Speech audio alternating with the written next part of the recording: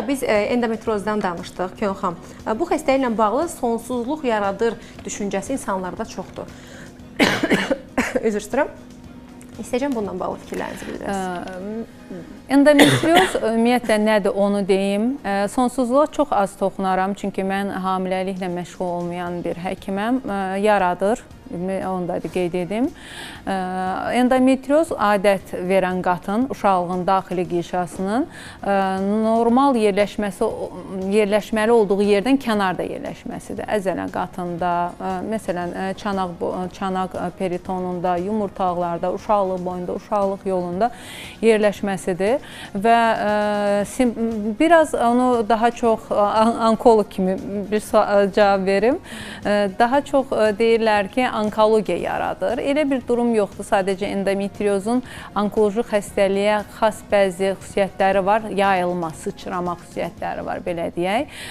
Ona görə də onu onkologiyaya bənzədirlər, amma onkoloji patologiya deyil. Sırf endometrioz olan xəstələrdə xərçəng yaranarmı? Elə bir anlayış da yoxdur. Sadəcə onu yaradan səbəblə xərçəngin bəzi tiplərinin yaranma səbəbləri eyni olduğu üçün yarana bilər. Sonsuzluq halları da ola bilər. Nəyə görə? Normalda bu toxuma uşaqlığın daxili qişasında olmalıdır. Əgər əzələ qatına, yumurtalığa keçirsə, orada özünə bir iltihabi, belə deyək, sahə əmələ gətirir ətrafında və fibrozlaşır həmin sahə. Eyni vəziyyətdə də yumurtalıqlarda folikulyar, belə deyək, folikuların yetişməsini zəiflədə bilir. Ona görə də sonsuzluq kimi də əlamətlər yarada bilir. Amma daha çox yaratdığı əlamət uşaqlıq qanamalardır, patoloji uşaqlıq qanaxmaları və qarnın alt hissəsində olan ağrılardır.